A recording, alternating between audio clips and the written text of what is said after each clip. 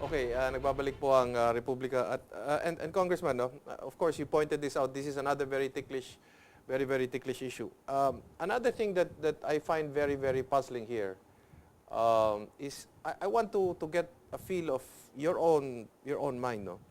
Section 18, Article 10 speaks about the Organic Act, which eventually will be called the Bangsamoro Autonomous Region, shall define the basic structure of government for the region consisting of, and it speaks very clearly, an executive department and a legislative assembly, both of which shall be elective and representative of the constituent assembly. Now, my question is this. When you talk of an executive department and a legislative assembly, can this be understood to be ministerial in any form, or when you say executive department and legislative assembly, it speaks of a reflection of the mother political unit of the entire country, which is presidential? Yeah, okay. This is again another point raised by Senator Santiago. No? Yes. It says the Bangsamoro will be a sub-state is revealed in the following provisions. And then it says here, F, only the Bangsamoro shall be under a ministerial form of government, while the rest of the country will operate under a presidential form of government. Yes. So he also says it's going to be unconstitutional in that sense. So again, there is that question. Is this possible? Is this constitutional under the present constitution? So I'm sure that will be brought out. And depending on what the outcome of the law will be, people are saying that this will be challenged in the Supreme Court. And that is why I am saying, and the position I'm taking, hey, sana, this was fixed, all these problems were fixed, even before the basic draft law that is submitted now to the President, and even before the President will submit that basic draft law to Congress, para, this can stand scrutiny. That's one of the problems. Okay. Congressman, Malacanang is very strong on pushing this. Yes. And I think it will be no less than Senate President Franklin Drilon who will author the counterpart bill in the Senate. No? But that's what it seems like. Do you see this going towards the normal legislative mill, or will this be expedited? Well, they will try to expedite. Okay. But why the hurry? Well, because they have timetables. You see, they want this law passed before the end of the year so that there can be a plebiscite by the first quarter of 2015. And after that, once the law is passed, then there is the Bangsamoro Transition Authority that will take over until the 2016 elections, when there will be already the regular elections. Again, there's a problem there. Should we be observing the timetables, or should we be observing the provisions? And the timetable is actually negotiable based on the substantive debates and the refinements that have to be introduced in these provisions. Yeah, but you see, a part of the framework agreement talks about the Bangsamoro Authority. That will be the transitional government. And it has to be in place. Is that what we're saying? Well, if you follow the Bangsamoro agreement.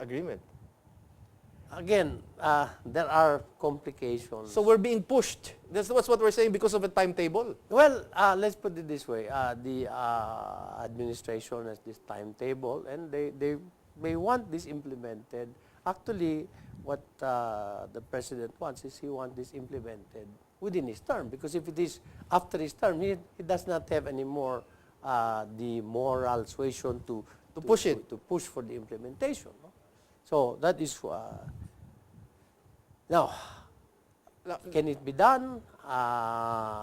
And what are the implications? You also have the issue of the Bangsamoro Transition Authority. Mr. Congressman, you head a certain district. You are the father of a district. Mayors, cities, municipalities. A new autonomous region is taking over the area, do you see a lot of cooperative congressmen and mayors Well, you know, whose jurisdiction may be affected under this new authority? the peace agreement, to be successful, Requires the should be inclusive. exactly. Now, the basic law says that is being proposed. Yes. Says that this is not the arm will be abolished. Okay. The existing law, which is the constitution of the autonomous region, Yes. is supposed to be repealed. Okay. This new law is not accordingly an amendment To ARMM, to the ARMM law. It is, a totally different animal. That's what you're saying. yes. Oh. Now, again, if you trace back, Yeah. okay, the reason why the provision on autonomous regions in Muslim Mindanao is enshrined in the Constitution is we have to go back to the Tripoli Agreement Yes. of 1976. Yes. And in that Tripoli Agreement signed in 1976 between MNLF, Yes. Swari, Yes. and the government, Yes. was that there will be an autonomous Region. region in southern Philippines, Yes. but it was clearly stated within the realm of The Constitution. Constitution. It also says it will be within the territory, the sovereignty and territorial integrity Yes. of the Philippines. Yes. Fast forward 20 years later, after 1976, there was the 1996 final peace agreement in the between the MNLF and during the time of Ramos, Miswari, and then the government. It was signed by General Yan. And because of this final peace agreement, there was an amendatory law, Yes. Republic Act 1954, that incorporated all of the agreements in the final peace agreement into a basic law. Now, this Bangsamoro law intends to simply abolish the arm and repeal the 1954. Okay. So that in effect was also the reason why Zamboanga was a collateral damage. Okay. Diba? Because, okay, what Miswari did in Zamboanga is unjustifiable. Correct. Okay. Diba? Yes. Nothing can justify it. Yes. But the reason he was giving Yes.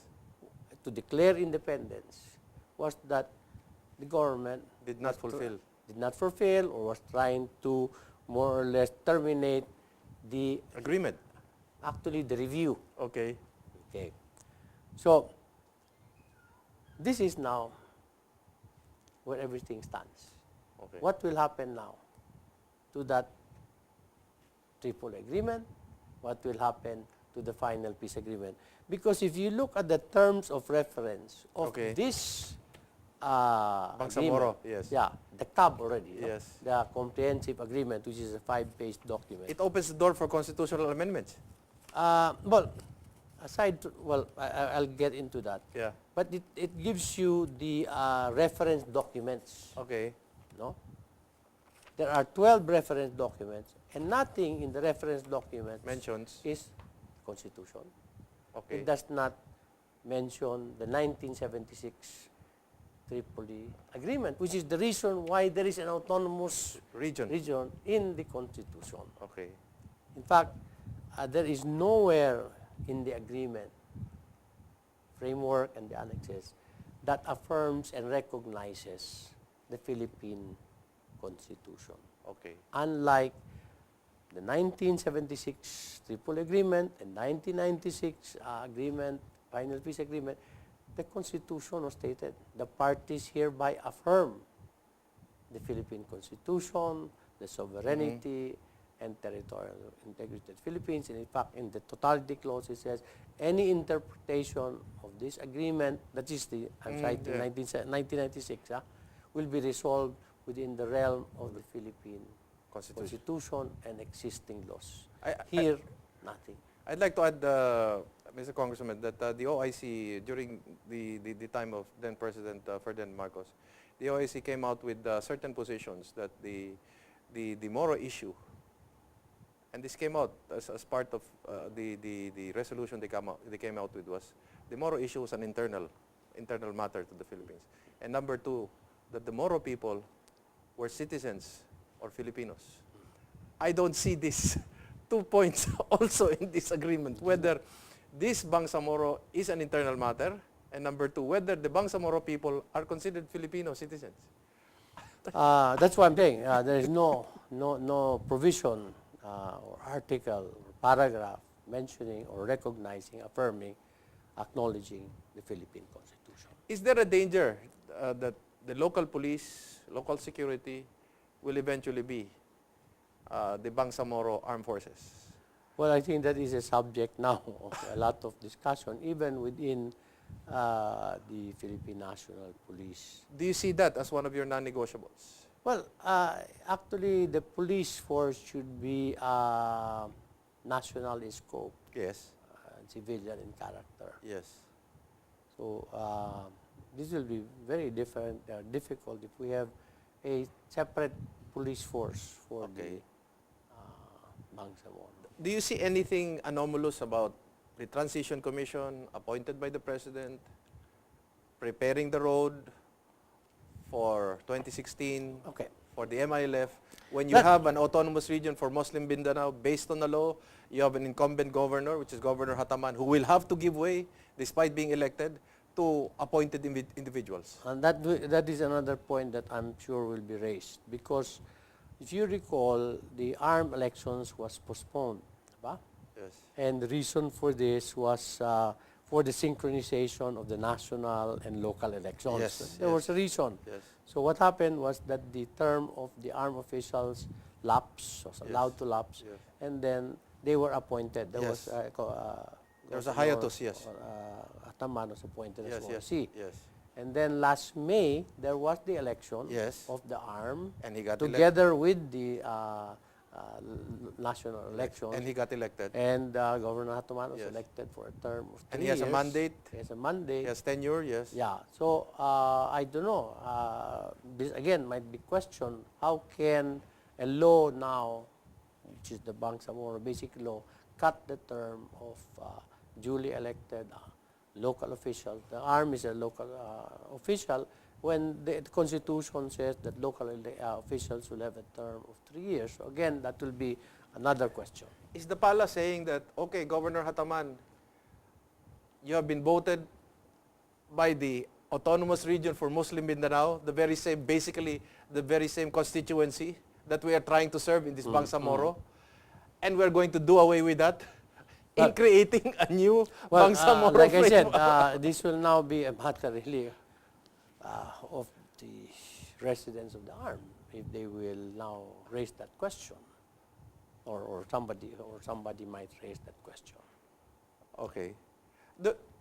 Because, okay, the timetable here is that, okay, the basic law is supposed to be enacted and passed by the end of this year. Then the plebiscite will be on the first quarter of 2015. After the plebiscite, then the Bangsamoro Transition Authority takes over, ARM is abolished, and then the Bangsamoro Transition Authority will take over until June Okay. of 2016, when the new... Congressman, you're a politician. Part of the job of the Transition Commission is to prepare to make sure that many of the MILF who will be running for public office does win in 2016.